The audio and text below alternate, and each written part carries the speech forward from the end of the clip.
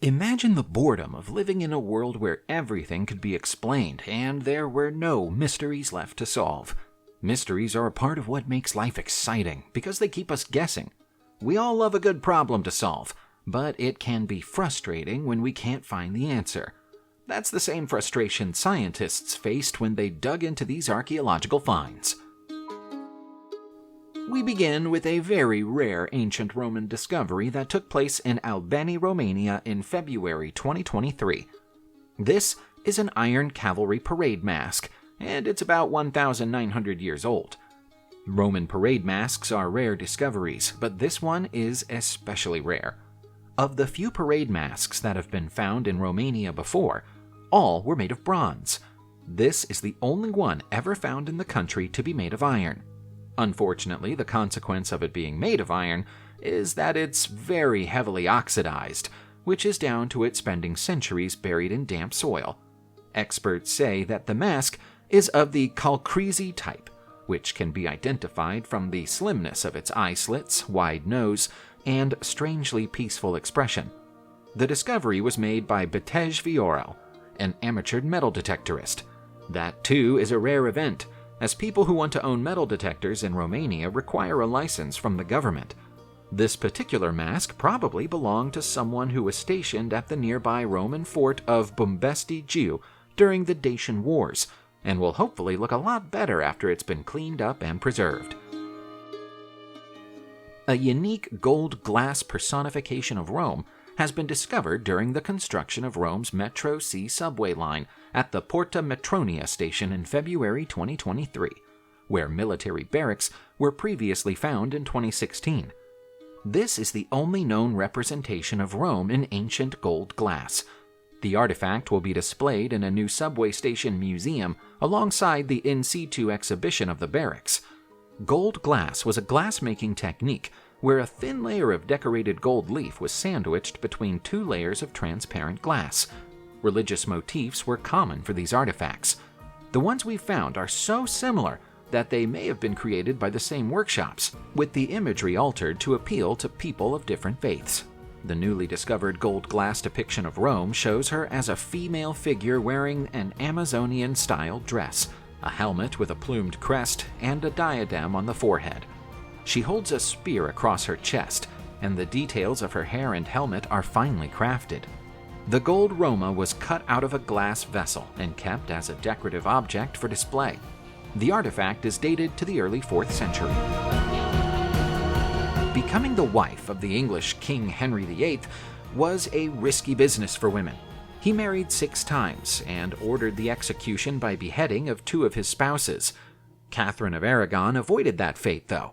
She was the king's first wife, and also the longest lasting, remaining with him for 23 years before the king divorced her, an act which led to him breaking ties with the Catholic Church and forming the Church of England. In February 2023, the British Museum unveiled a relic of that momentous marriage, a heart-shaped pendant made of gold and enamel, which bears the emblems and initials of both Henry and his bride. The object is in pristine condition and is of such high quality that it likely belonged to either Henry or Catherine personally, rather than being a token given to someone else. It was found by Charlie Clark, an amateur metal detectorist, in December 2019, but is considered such a big deal that its discovery wasn't announced for more than 3 years. The inscription on the reverse of the pendant reads, "Forever Faithful," but that isn't how things turned out for the couple. The Furba, also known as the magic dagger, is a ritual object commonly used in the tantric and shamanic traditions of Buddhism, Bon, and Hinduism in the Himalayan regions of Nepal, Bhutan, and Tibet. It is used for spiritual and healing purposes, such as removing obstacles, dispelling negative energies, and restoring balance. The Furba has a distinct 3-sided blade that represents the 3 spirit worlds: the upper world, middle world, and underworld. It also has a handle and pommel that can be decorated with various symbols and designs. Some Furbas may have a small figure of a deity or demon on top of the handle. In addition to its spiritual uses, the Furba is also used in traditional medicine practices for healing and in exorcism rituals. It is believed that the blade of the Furba can penetrate and destroy negative energies, while the handle can invoke and maintain positive energies. The use of Furba has ancient origins, although nobody knows precisely how ancient, and is still practiced today by various Himalayan communities.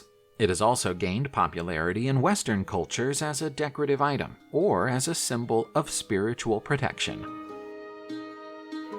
In December 2022, the 1,300-year-old grave of a woman of high status was discovered in Harpole, close to Northampton in England. Archaeologists are still at the site as of March 2023, and discoveries are still being made. One of them is a silver cross, at the center of which is a large, beautiful garnet. The cross is still in one piece, but is encased in earth. The garnet is the first part of it to be revealed. It will take time and careful work to reveal the rest. In January 2023, the same grave yielded a stunning gold necklace, which is now known as the Harpole treasure. The Anglo-Saxon artifact is thought to be the richest of its kind ever found on the British Isles, featuring more than 30 beads and pendants made from Roman-era coins, solid gold, precious stones, and garnets. It's obvious that whoever this woman was, she was fabulously rich. The presence of the silver cross might indicate that she was an early Christian leader, but more evidence is required before this theory can be verified.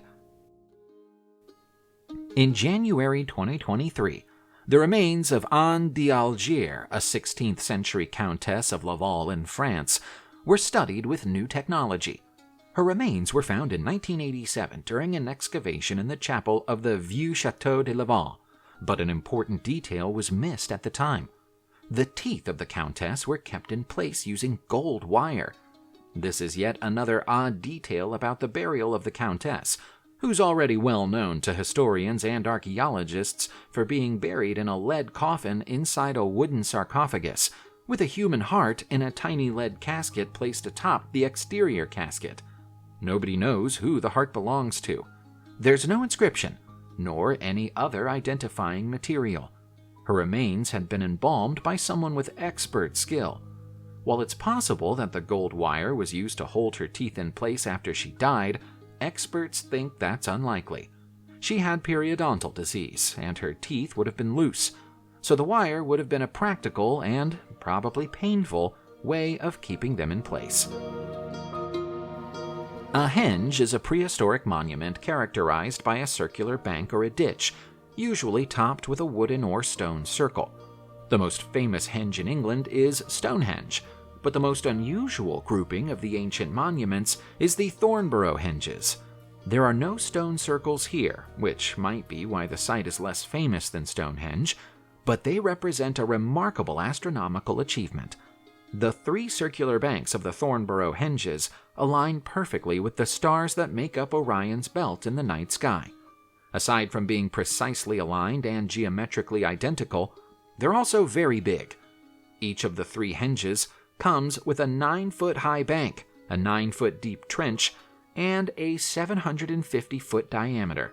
The ancient builders of these monuments finished their work by topping the banks with gypsum, which makes the banks sparkle and shine when the sun catches them. Archaeologists don't know for sure how old they are, but most experts agree they were made at least 5,000 years ago. What we don't know is why they were made or what they were used for. Perhaps we never will. A battlefield is a good place to go looking for buried treasure, but the problem with doing so is that most of the world's major ancient battlefields have already been identified and excavated. That isn't always the case, though. A Ming-era battlefield from around 370 years ago was found in China in early 2017, and so far, it's already given up more than 10,000 items. Experts are still rooting through the things they've found, but they're already very excited about this incredibly rare golden Imperial seal. They think it may have been owned by the heir apparent of one of China's ancient emperors. The object comes from the Jiangku Chenyin historical site and dates back to a turbulent time in Chinese history, as the Ming dynasty fell and the Qing dynasty rose. It's doubtful that anything found there during the rest of the search will be more valuable than the seal. The 3 by 1 inch golden rectangle, with its decorative tortoise, is almost certainly the only one of its kind ever created. It may even have fallen into the hands of Zhang Qianzhong, the rebel leader known as the Yellow Tiger, who led the uprising against the Ming Empire. Iron Age burial sites are common in England, and as a result, so are Iron Age skeletons. Skeletons usually come without the organs that once existed inside them, though, and so it was a shock to everyone when a human skull still containing its brain was found in the village of Helsington in 2008.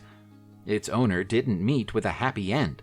Based on analysis of the skull, he was decapitated around 2,600 years ago, and his head was then thrown into a muddy bog.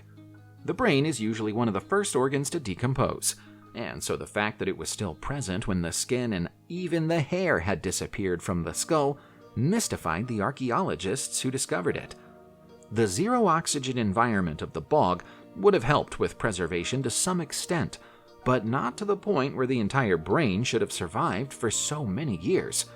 Perhaps we'll never know what freakish quirk of chemistry allowed the skull to keep its brain, but it's provided scientists with a rare and welcome opportunity to look into the minds of our ancestors. Literally.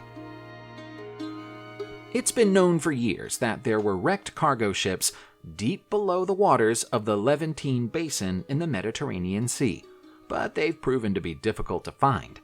Now, a colossal ship belonging to the Ottoman Empire has been found 2 miles off the coast of Lebanon, and its cargo sheds light on the multinational nature of trade and enterprise in the Middle East of 400 years ago.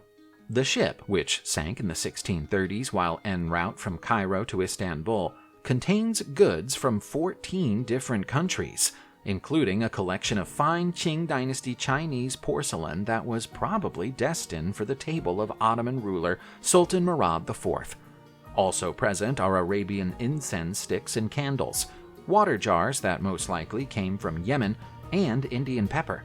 Curiously, there's a set of clay pipes and coffee jars aboard the wreck too. Despite the fact that at the time the ship went down, tobacco and coffee were banned in the Ottoman Empire because religious authorities viewed them as intoxicants. Perhaps the behavior of the rulers was a cause of do as I say, not as I do. Archaeologists and historians often find themselves scratching their heads as they examine ancient burials. Here's another one that's puzzled them. It's the burial of a child who went to her grave surrounded by 142 dogs in ancient Egypt. This discovery, which was first reported in January 2023, was made in Egypt's Fayum Oasis necropolis. The necropolis was used for over 1,100 years, beginning 2,400 years ago. Scientists have been able to confirm that the child was around 8 years old when she died. They've also been able to confirm that all of the dogs died at the same time, but with no evidence of violence. It's therefore possible that they were poisoned so they could be buried with the child. Alternatively, both the dogs and the child may have accidentally drowned. There are braces of blue clay in the dog remains. Blue clay was often used in the reservoirs that the ancient Egyptians built. To add to the mystery, the girl was buried with a linen bag tied over her head. It's not surprising that historians have no idea what to make of this burial. They simply have nothing to compare it to. About 1,600 years ago, an expert goldsmith in Jerusalem created a stunningly intricate gold ring of beads. In February 2023, the ring was found in Emek Zurim National Park. The sophistication of the artifact has baffled modern experts. Whoever made this had a supreme understanding of the properties of the material they were working with, and total control over the heat used in their soldering. The slightest error with that heat would have melted the gold rather than glued it together. This would be a challenging thing to produce for a craftsperson working today, let alone at that time. Based on previous discoveries, it's likely that this technique originated in Mesopotamia 4,500 years ago, but only a few examples have ever been found in Israel. Even then, most of the comparable artifacts that have been found in the past are made of silver rather than gold. The bead ring was found in what archaeologists describe as a high-status Roman structure, which also contained clay vessels imported from hundreds of miles away, and a stunning mosaic floor. It's likely, but not proven, that the bead was part of a larger bracelet or necklace. Subscribe to the channel, turn on the notification bell, and enjoy watching new videos on my channel. Thanks for watching, and see you soon!